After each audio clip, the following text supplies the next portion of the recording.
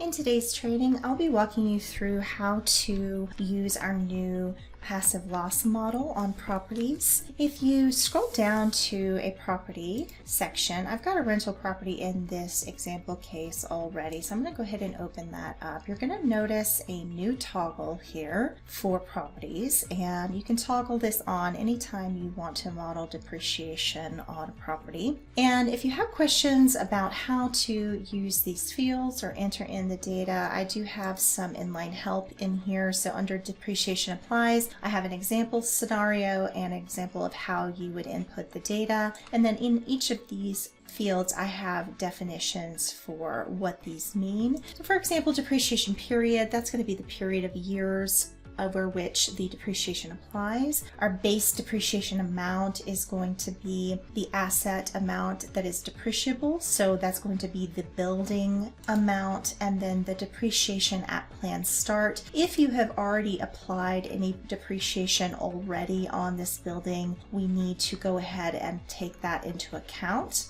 So for example, in this scenario, we've already depreciated $25,000 on this property, so I've gone ahead and entered that in here so that we can make sure to have that applied. Now I'm going to go ahead and click done to save, and we're going to go ahead and go over to your view so you can see where you can see the taxes here. So we're going to go to your view, and in the taxes section, we're going to scroll down to our federal taxable income. You're now going to see this passive income offset here, and you're going to see this in any year that we have the depreciation applying. Now, if you have a scenario where the loss is greater than your taxable income, it will apply carryover. So just be aware of that. I know those scenarios will be rare, but we do take into account carryover, and we will apply that in those scenarios. Now, the next thing I wanted to show you is if you have a situation where you want to show your client a comparison view, you can always use this as a what if sample and compare it against what if they were to not do this. So we could show them this against a no depreciation on property and compare and contrast the tax charts. If you just wanted to show them a really quick difference between their cumulative taxation using depreciation on their rental property income and not using it, you can show them a just quick cumulative tax summary difference using these tables here under Let's See chart view. Now, another thing that we have the ability to do is show the recapture on what if they were to sell this property. If that's something that you want to model, we have the ability to sell that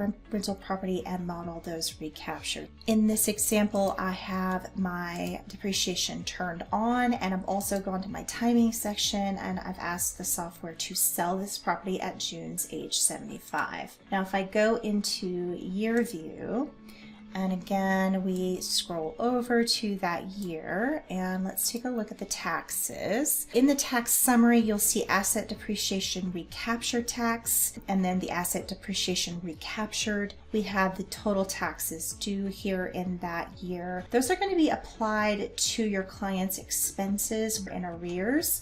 So if we scroll over to the next year, you'll see in June's expenses, June's taxes for 2040, so that's going to hit next year's expenses. So just so you're aware of where to look at for that. And then you can also compare what if we were to sell this property versus what if we were to hold on to it. Again, you can go to compare plans chart view, and we can look at passive loss model versus the what if I sell the rental, and what our taxes are going to look like in comparison between these two scenarios. I hope that this was helpful. If you have any questions about this, if you want to help modeling a specific scenario, I'd be happy to help. Please do reach out to us at support@planwithvoyant.com, or you can click the name of your client in the top right, request support, enter your question into the text box, and share client access. Thanks for listening.